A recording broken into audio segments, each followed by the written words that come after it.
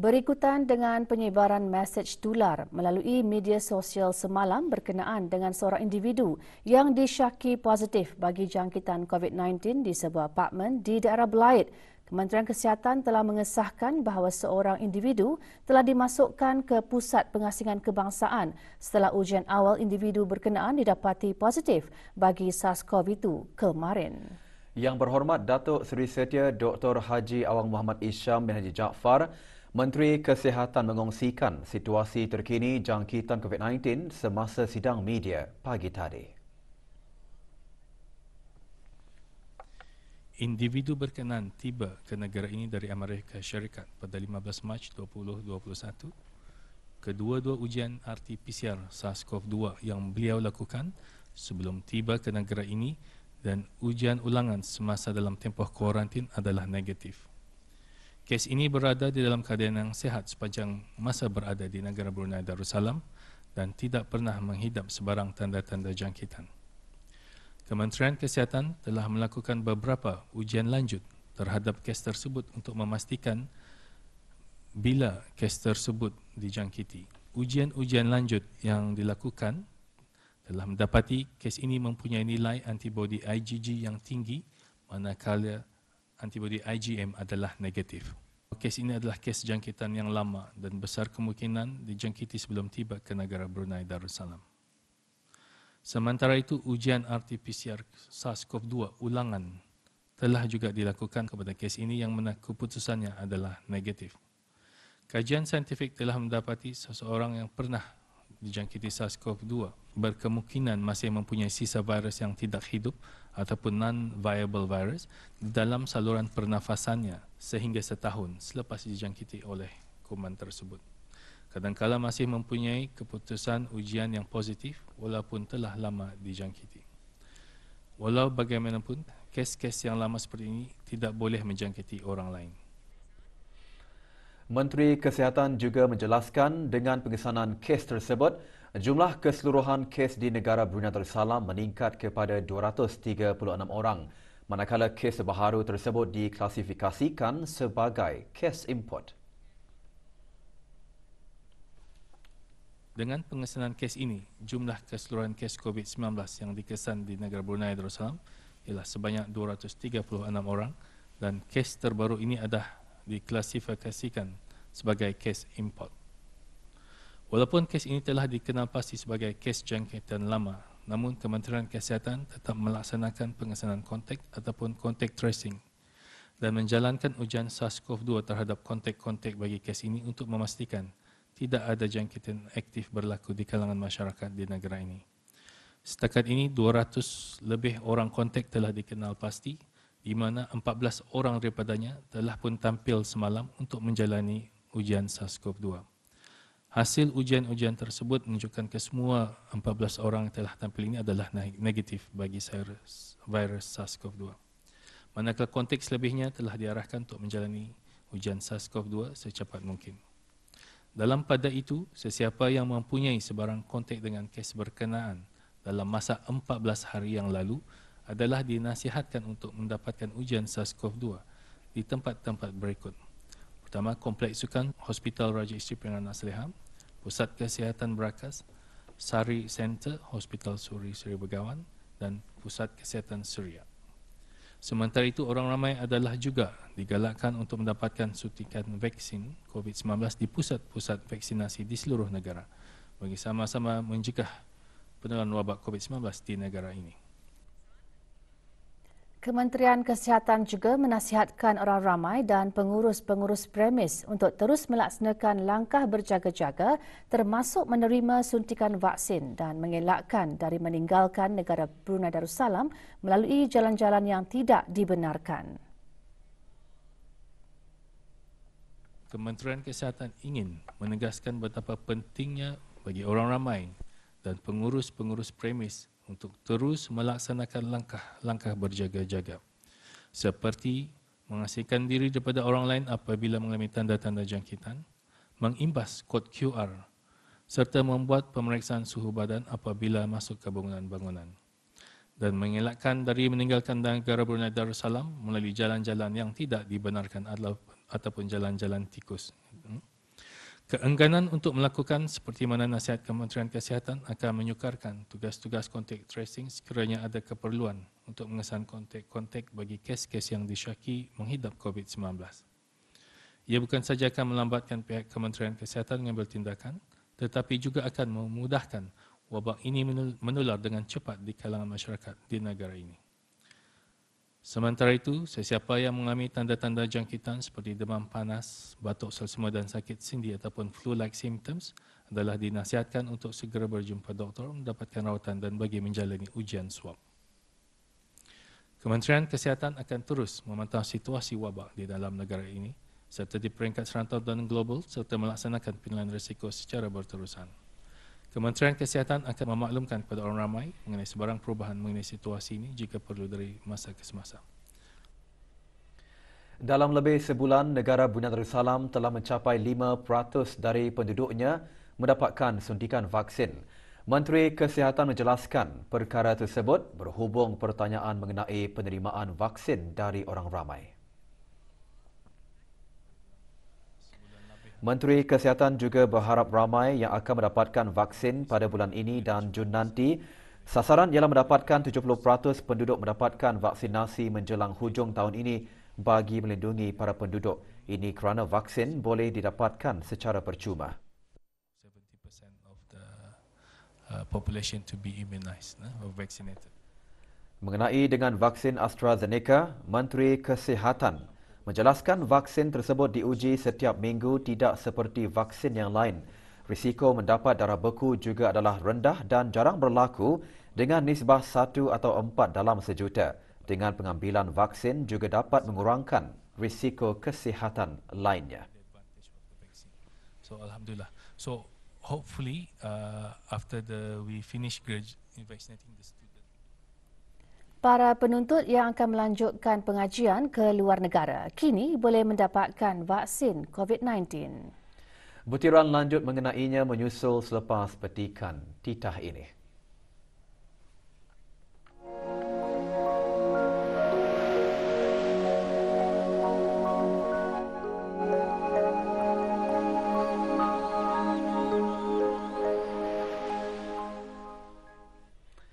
Dua kes sembuh dilaporkan hari ini dengan 8 kes aktif COVID-19 masih dalam rawatan.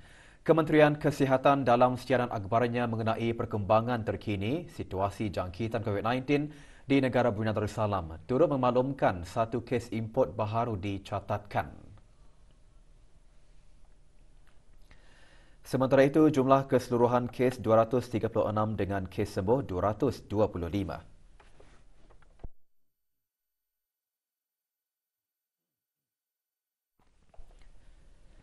Kes terakhir jangkitan tempatan COVID-19 dilaporkan pada 6 Mei 2020, manakala jumlah kes import sejak kes jangkitan terakhir tempatan dilaporkan sebanyak 95 kes. 460 orang sedang menjalani pengasingan diri mandatori, 18,404 orang menamatkan pengasingan diri mandatori sejak Mac 2020.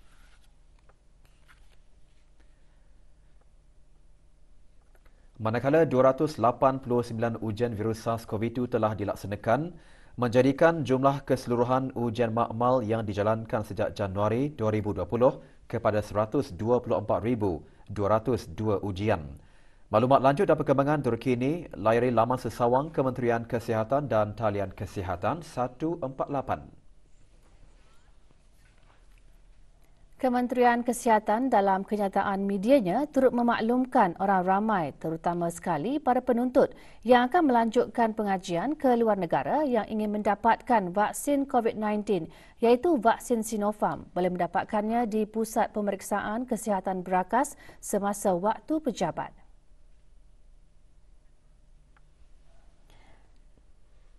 Bagaimanapun, mereka yang hendak mendapatkan vaksin COVID-19 Sinopharm hendaklah membuat tempahan terlebih dahulu melalui aplikasi QApp. Bagi maklumat lanjut dan perkembangan terkini, layari laman sesawang Kementerian Kesihatan iaitu www.moh.gov.bn atau hubungi talian nasihat kesihatan 148 semasa waktu pejabat atau melalui aplikasi Bru Health.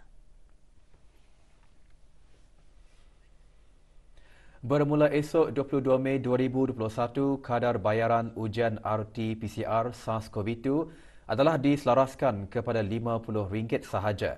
Kementerian Kesihatan dalam kenyataan medianya memaklumkan ia berikutan penelitian semula kadar bayaran ujian RT-PCR SARS-CoV-2 khususnya bagi warga tempatan dan warga asing yang hendak membuat perjalanan ke luar negara. Warga tempatan dan warga asing yang hendak meninggalkan negara Brunei Darussalam dan negara yang dituju yang menghendaki mereka mendapatkan ujian RT-PCR SARS-CoV-2 sebelum memasuki negara berkenaan boleh mendapatkan ujian tersebut di Kompleks Sukan, Hospital Raja Isteri, Pengiran Anak Saleha, Pusat Kesihatan Brakas, Sari Center, Hospital Suri Seri Begawan dan Pusat Kesihatan Seria. 92 orang pegawai Angkatan Bersenjata di Raja Brunei ABDB telah dinaikkan pangkat atas titah perkenan ke bawah Duli Yang Maha Mulia Paduka Seri Baginda Sultan dan Yang di-Pertuan Negara Brunei Darussalam. Majlis kenaikan pangkat berlangsung pagi tadi di Mes Pegawai Brakas Garrison. Hadir yang berhormat Pendatu Lala Raja Major Jeneral Besara Datuk Paduka Seri Haji Awang Halbi bin Haji Muhammad Yusof, Menteri Pertahanan kedua. Pada majlis ini, 41 orang pegawai dinaikkan ke pangkat Major dan Lieutenant Commander Tentera Laut Diraja Brunei tetap. 12 orang pegawai dinaikkan ke pangkat Pemangku Major dan Lieutenant Commander Tentera Laut Diraja Brunei dan 39 orang pegawai dinaikkan ke pangkat Pemangku Kapten dan Lieutenant Tentera Laut Diraja Brunei. Kenaikan pangkat disempurnakan oleh Major Jeneral Udara Datuk Seri Pahlawan Haji Hamzah bin Haji Sahad, Pemerintah ABDB.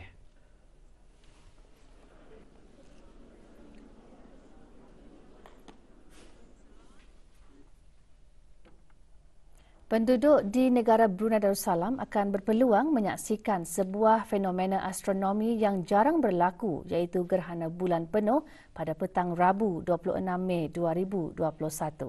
Fenomena gerhana bulan penuh kali ini juga sangat menarik kerana bulan akan berada lebih dekat dengan bumi iaitu dikenali sebagai supermoon atau bulan penuh perigi yang merupakan gerhana bulan penuh di saat purnama yang paling besar pada tahun ini. Semasa temu bual bersama Awang Hazari bin Haji Ali Ahmad, Setiausaha Agung Persatuan Astronomi Negara Brunei Darussalam PABD, mengongsikan bulan dijangka mula dicerap sejurus ia terbit dalam keadaan gerhana separa pada pukul 6.23 petang. Jika keadaan cuaca tidak berawan, orang ramai boleh menyaksikan lebih sebahagian permukaan bulan purnama berkeadaan gelap.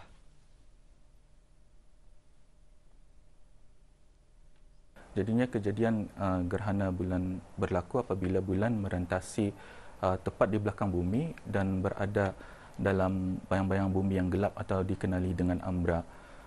Ia merupakan kejadian alam semula jadi yang jarang sekali berlaku dan hanya berlaku apabila matahari, bumi dan bulan pada kedudukan satu garis yang lurus. Selain daripada negara ini juga, gerhana boleh diamati dari sebahagian besar kawasan bumi iaitu dari Timur Asia, Australia, Pasifik dan Amerika Utara dan Selatan. Jika cuaca mengizinkan, penduduk gerhana bulan adalah selamat untuk dilihat dengan mata kasar. Tempat yang sesuai untuk mencerap fenomena ini adalah di kawasan yang ufuk sebelah timur yang tidak terhalang kerana kedudukan bulan adalah sangat rendah di langit timur dari negara ini. Persatuan PABD dengan kerjasama Jabatan Daerah Temburong, Kementerian Hal Ehwal Dalam Negeri dan Kelab Astronomi Kolej Pengajian Siswaza Antarabangsa IGS akan mengadakan cerapan gerhana bulan penuh dan supermoon pada petang hari Rabu 26 Mei 2021 bertempat di Pekan Bangar di hadapan Kompleks Perniagaan Bumi Putra, Daerah Temburong bermula pada pukul 5 petang hingga 9.30 malam. Beberapa buah teleskop dan binocular akan disediakan oleh penganjur untuk kemudahan orang ramai mencerap fenomena tersebut dan masuk adalah percuma. Fenomena gerhana bulan dijangka berlaku lagi pada 19 November 2021 namun ia adalah hanya gerhana separa.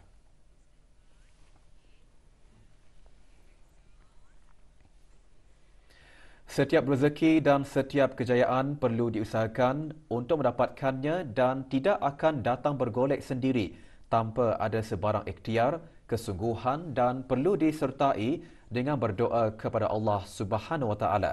Khutbah Jumaat hari ini bertajuk Bekerja dan Berusaha turut menekankan agama Islam melarang umatnya meminta-minta kepada orang lain sedangkan ia masih bertenaga, berupaya dan mampu untuk bekerja.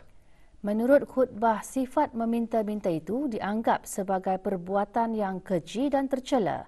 Orang yang berusaha mencari rezeki yang halal dapat menjauhkan dirinya daripada sifat meminta-minta. Allah Subhanahu Wa Taala akan mengurniakannya ganjaran iaitu dibangkitkan pada hari kiamat kelak dengan wajahnya bagaikan bulan purnama.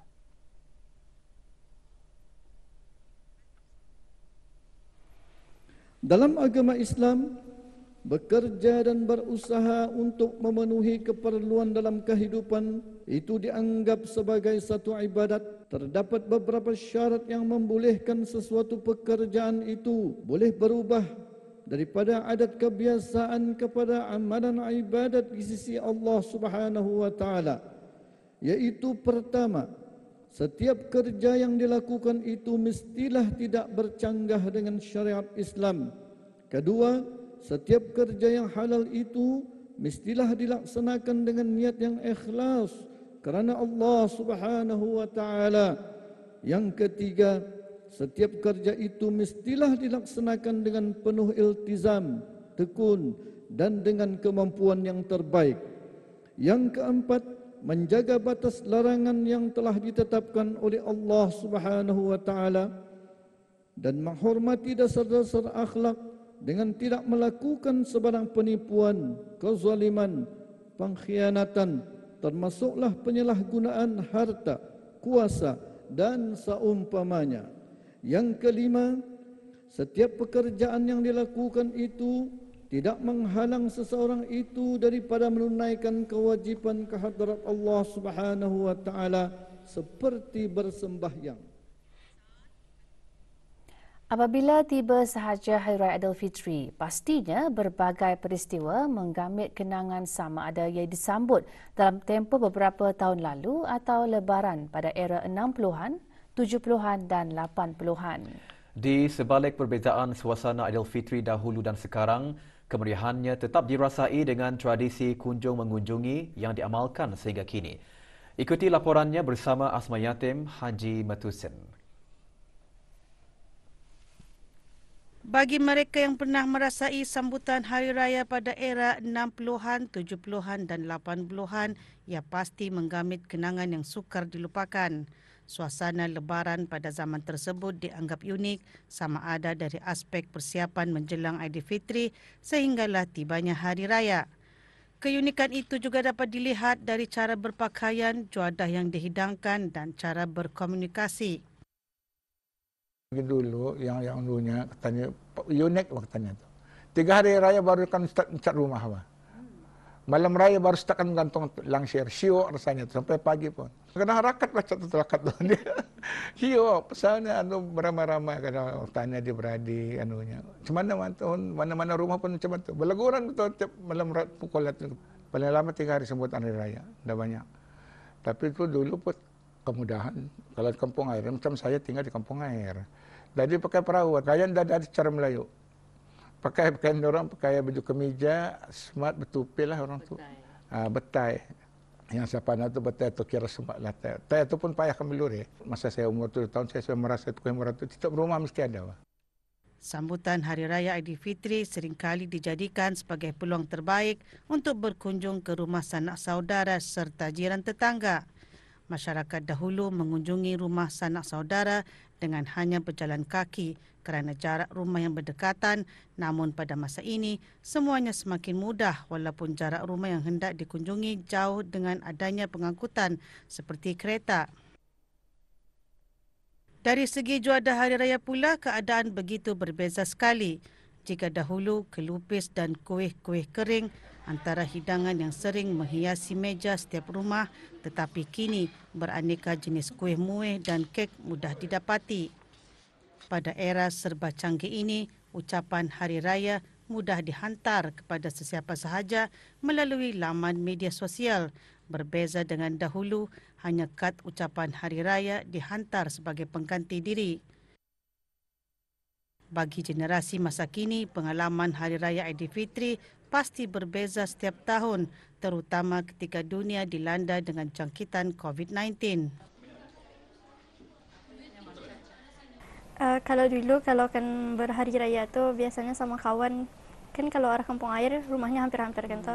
Kita senang saja berjalan ke rumah-rumah jiran-jiran itu. Kalau dulu macam sampul raya itu sebagai kanak-kanak dulu iski excited untuk dapat atau kan pasal raya tu ia masanya kena bagi. Kalau sekarang ni usually ada kena text kan tu, kena invite, kena WhatsApp.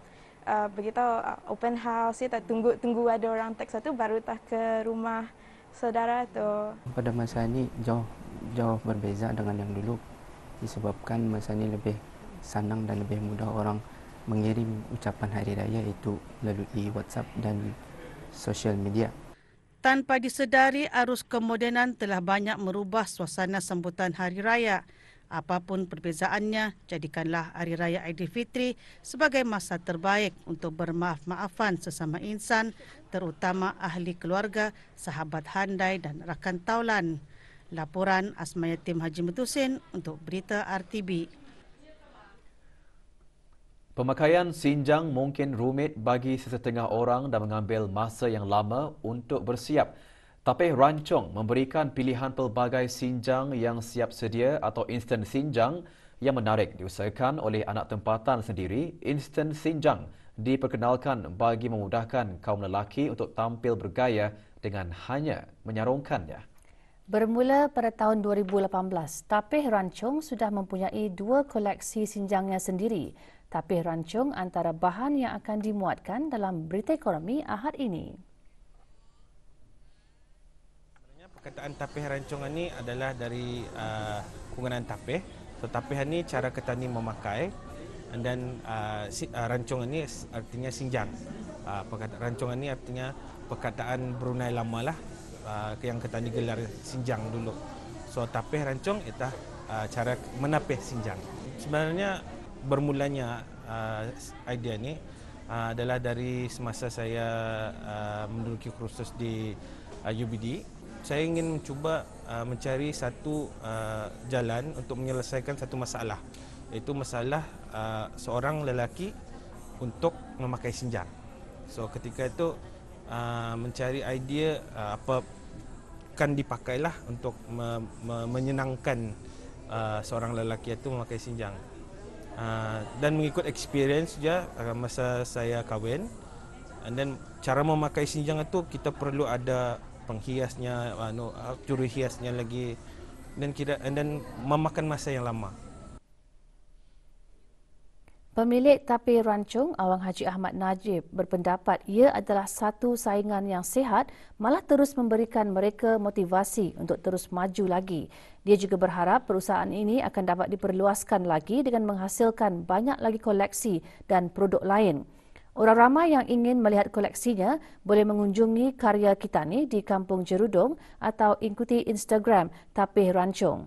Ikuti paparannya dalam Berita Ekonomi Ahad ini 23 Mei pukul 7 malam melalui saluran RTB Perdana dan siaran ulangan pada hari Isnin 24 Mei pukul 2.30 petang. Sebuah syarikat dikenakan kompaun setelah didapati melakukan kesalahan di bawah Akta Kesalahan-Kesalahan Kecil. Hasil pemantauan kebersihan rutin yang dijalankan oleh bahagian penguatkuasaan undang-undang Jabatan Bandaran Bandar Seri Begawan. Syarikat Farmgate Trading dikenakan kompaun RM200 kerana meletakkan melonggokkan, meninggalkan bekas kayu palet secara tidak teratur yang ditakrifkan sebagai sampah di tempat awam bangunan komersial Jalan Telanai Kampung Beribi. Syarikat berkenaan dikehendaki membayar kompaun dalam tempoh 7 hari. Kegagalan dalam menjelaskan bayaran kompaun berkenaan akan mengakibatkan kes berkenaan dihadapkan ke mahkamah. Bagi kesalahan pertama boleh membawa hukuman denda RM1,000 manakala kesalahan kedua dan seterusnya boleh didenda RM3,000 dan penjara tidak melebihi 3 bulan.